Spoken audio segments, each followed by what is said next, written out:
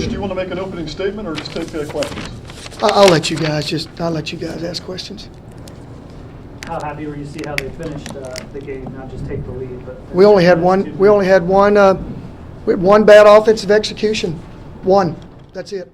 In the last 2:38, and I was really happy. I mean, it's this time of year, every game's a must-win. It was a huge. We had to stop the bleeding. We'd lost 3 in a row. We're playing a team that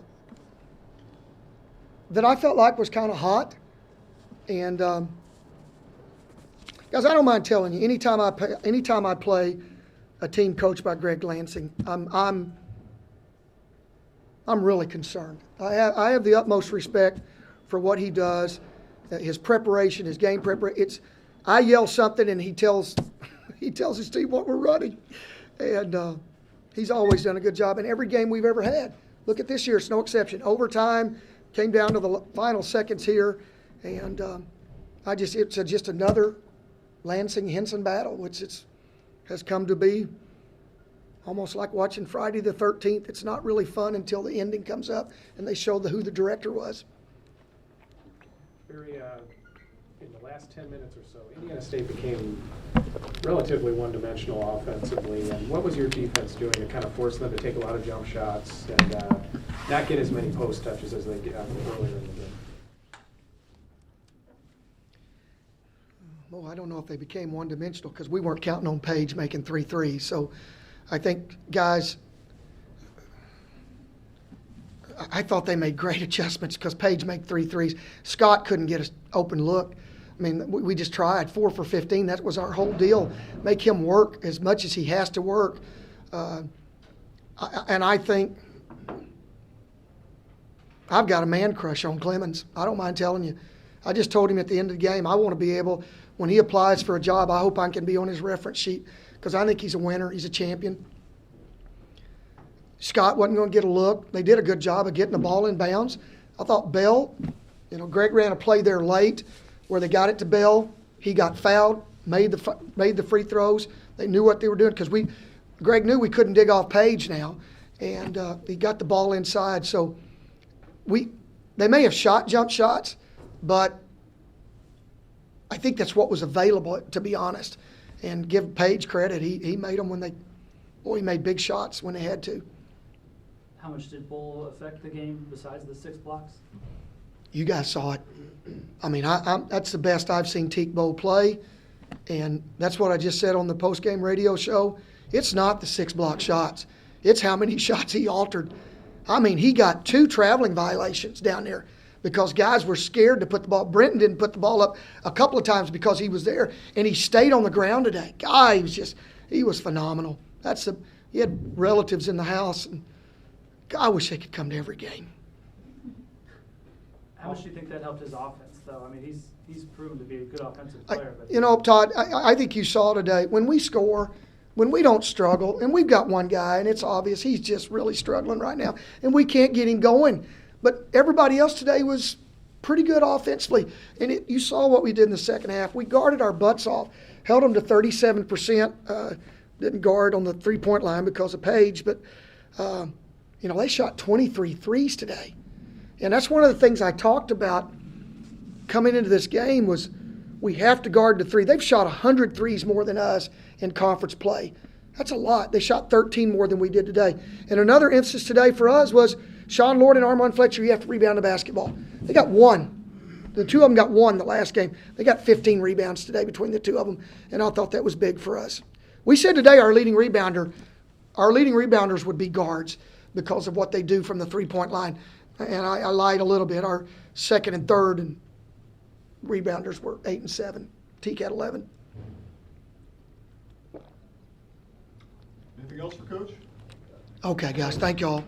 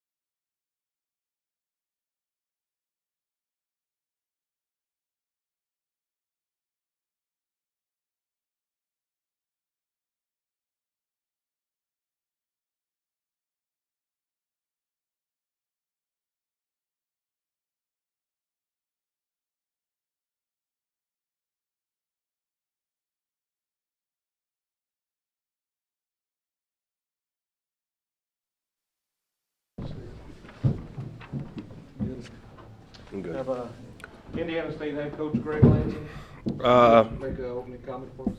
First of all, it's always an honor to be a part of a game where your focus is on a horrible disease. It's cancer's basically touched about everybody, and breast cancer. It's great to be a part of heightening that awareness, and really appreciate Natalie Overton for her efforts. Chad, obviously a good friend there at ServPro as a sponsor, and then Rick Bagnacci just lost his wife Amy, who was a good friend of a lot of us, and it's always good to see him here. So it's an honor to always be a part of those games. Another tough one for us. Guys were playing hard. Guys competed. We didn't at Loyola. Guys played hard and competed, but as I've always said, that's the minimum. That's what you should do all the time. But we're just finding ways to lose. I mean, we really are. We do a lot of the same things and in rotation in different games. Not very smart with IQ on the offensive end. And on the defensive end, you have different guys making different mistakes, and it ends up getting easy baskets. They get 38 points in the paint, but it was more on our guards because we were going to double O'Brien in the first half, and Bull got 8, I think, in the first half off that. And we led for 20 minutes. It was tied for 6. We had all kinds of opportunities, but again, we're finding ways to lose, and which is really disappointing. But Barry, his teams always play so hard. That's why I like him so much, and I got so much respect for him because his teams will always play hard. So I like the way our guys competed, but the better team won. Questions for Coach? Greg, you mentioned some of the defensive things, and some of the guards, and I think all of them were guilty of it at least once. Yeah. Beat off the dribble a little bit, and certainly late in the game, it was one of the things that gave SIU a little bit of hope and momentum, and it seemed to turn the tide a little bit. Yeah, in the first half, we're coming to Bull or leaving Bull to double O'Brien, and then Bull leaves Bull on the weak side, and then there's 2 guards on that weak side, and we worked on it for 2 days. We worked on it when we played him before. You got to go win that fight. Just block him out, get in his way so he can't make a direct pass, and we didn't do that. In the second half, we're getting beat too much off the dribble. You're right. Our defense, you can watch film of us when we're right and when we're doing the things that we're told to do, and we're really, really good. And then you watch us when we're not playing good, and teams are making runs on us, and we're awful. And you're right. It's a little bit of everybody. A guard's out there on an island by himself, and each guy one pass away from him has got to be there helping. He's got to be there bluffing. By scouting report, you can help from a guy that doesn't shoot it as well as some others. So we make a lot of different mistakes, and everybody shares in it completely. And it starts with me. It's stuff that it doesn't makes you look like you're not a very well coached team. It's not stuff we work on stuff every day. You can't just do it when things are going good. You can't just do it when you have the lead. You got to do it when times are tough, and that's been hard for us to get over this year. Is really we're digging in there and being nasty and following the game plan when the other team's making a run. Offensively, although there were no real terribly long stretches of scoreless runs or anything like that, SIU did make you a bit of a jump shooting team in the last 10 minutes. Q made several, but he was about it. And the inside penetration, even with Teague Bull playing as well as he did, kind of dropped off a little bit. We still had 28 points in the paint, but that's the way we've been when we're not as good as we need to be. Is we just turn into a jump shooting team, and you should never with the team we have, you should never have to take a contested shot. And Brenton's guilty of that way too much. I thought he was terrible at both ends of the floor for us in the second half, and you just can't have that. It really hurt us more on the defensive end even than taking bad shots on the offensive end. So. We rely a lot on our penetration with a dribble drive off the ball screens. We have always, and we've talked about this, whether it be 80% and 20% on the interior guys, we got to make that closer to 50-50, and we do some. We've been doing better with it, but it's got to be more of a conscious effort, whether you're driving, getting your feet to the paint, making those kickouts for those guys. 17 assists and 13 turnovers isn't terrible, but our turnovers led to 18 points. Against them, and they turn it over more. They create more turnovers than anybody in the league, and that's what's beat us a couple times. Teague Bull had a great game. I mean, on both ends, 6 blocks says a lot. But how many of those blocks are guys not recognizing and kind of shooting into the block? At least 5. I mean, you're trying to go in there. Brenton's trying to go in there and shoot it over him. It's not going to happen. And it took, I think he blocked Brenton probably 3 times. He's tremendous in help. You know, when you're doing that, all it is a simple dump down to his guy, down to TJ, down to Mondre, down to Murph, and it's a catch and dump, you know, and didn't recognize that and weren't doing it. We made him very, very effective on that. And he is, but he's also 200 pounds, and when you throw it in there against him, you need to go through his chin and to the rim and make him have to body you. And he drew a good charge the one time. Yeah, you can't go up there and serve up a softball for him to smack out of there. And that's what we did. On the other hand, he was really good offensively for SIU. I mean, you guys did a better job in O'Brien certainly than you did down in Carbondale, but do you feel like SIU maybe got a little bit of, you know, momentum off of the way Teague was playing on the offensive end? Because he hasn't typically been quite that. We got him going too with that stuff on the weak side. He had 8 points just right at the rim in the first half and dunks, you know, and making 3 for 4 from the line. And he had a really good move to the middle on TJ. Got called for a foul on, so he was very, very good. If he can be that effective for him, those guys can beat anybody. Because you got O'Brien, who's going to make the right play all the time. If you're going to double, he's going to make the right pass. If he's got his man by himself, he's going to be able to beat him or create a shot for somebody else. And then you got to keep him off the glass. So tough to guard, and if big fella's going to play like that, that's a difficult team to beat. And Rodriguez doesn't get near enough credit. He's straight line. He was 5 for 10, 15 points. I know he had a couple more turnovers than he usually has, but he's tough. He beat us down there with a couple late threes, you know, and he hadn't had a 3 all game. But this time he got to the basket a little bit on us, and that's the guys one pass away from the ball, not really helping, and then the guy on the ball just giving up a straight line drive. For the remainder of the season, you got 2 games left before you go to St. Louis. I mean, what's the focus with these guys? I mean, you're out of things to play for in terms of. No, we're not out of things to play for because it's senior night. You know, you're going to play for senior night, and the guys, out of respect to them, need to give, you know, sacrifice everything they can, and you got to play for those guys on the senior night. And it's college basketball. You don't come to earn a scholarship and play college basketball and there's nothing to play for. You play for the name on your jersey. You play for your school. You play for your teammates. And we haven't done a good enough job of that this year. But there's always something to play for, and you should try to get better. You know, and that's, you know, I shouldn't have cheerlead. I shouldn't have to beg them to play. They should always compete, always play. I told them don't fight each other, fight for each other. Don't hang your head, pick up somebody else, you know, and those have been a couple of our problems this year. But there's always something to play for, Todd. And, you know, we're going to play for the seniors on Wednesday. Anything else, Coach? All right, thanks, guys.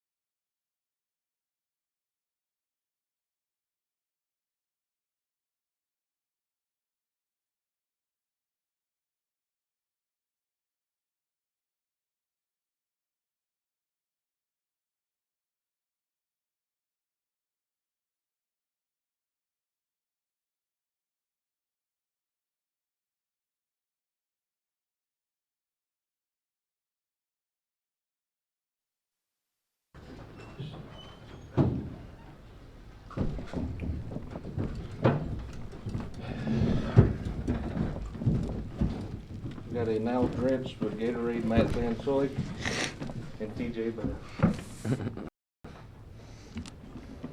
Guys, either one of you can answer this, but a tough loss because in a lot of respects, he played better certainly than he did against Loyola the other night, but some things didn't go well down the stretch, and obviously it hurt you. Kind of put into words what maybe you felt kind of turned the wrong way in the last 10 minutes or so. I think you kind of tell our energy on the defensive end in that last 10 minutes kind of dipped off our offense. We weren't really scoring the start of the second half, and we were able to defend them. But then as the second half progressed, when we continued to miss shots, we allowed that to affect our defense. And they were getting easy layups. The majority of their points came off of our turnovers, too. They had quite a bit of those points. So those are things that have plagued us all year long and that we can continue to try to fix, but just haven't been able to do so. Any thoughts, TJ, on that? I agree with Matt said. I think he hit the nail right on the head. Offensively, I don't think you guys ever had a really horrible stretch, but maybe in the last 10 minutes, it was, I know you did have a conversion in there, TJ, but it was a little harder to get post touches than it was earlier. Is there anything SIU is doing defensively to keep things out on the perimeter? I don't think they did anything differently. It's just a matter of, executing, just seeing the poster. I don't think they did anything like spectacular. With the last 2 games of the regular season, how do you guys kind of keep it together and, find something, maybe meaningful isn't the right word, but something good to play for in the last 2 games before you head to St. Louis?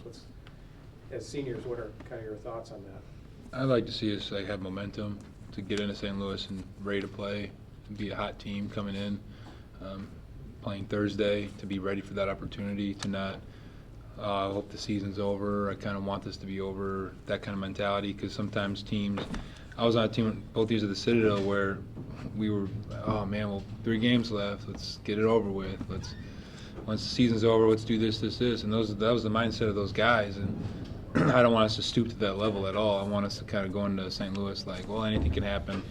We have 2 games left. Let's do everything we can, go all out for these last 2 games, put all of our energy into that, and then when we're in St. Louis, we're going to be more comfortable, we're more confident, to say the least. Like, okay, well, the last 3 games we've played well. Let's continue that trend. Yeah, I agree with what Matt said. I just think we need to play hard and compete, and just keep encouraging the younger guys to do what they do best, and just lead by example. That's all we can really do.